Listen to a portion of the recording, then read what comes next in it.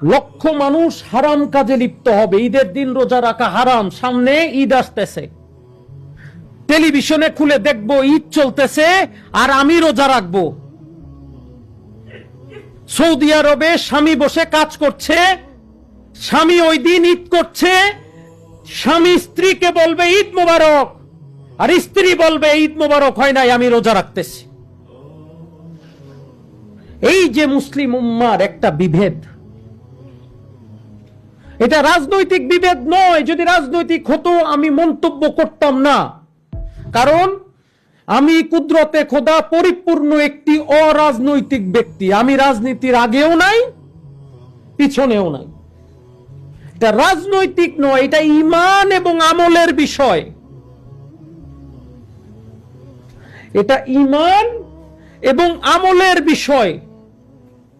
এইটাতে আমাদের শুধু শুধু মতের ফারাক করার কিছু নাই।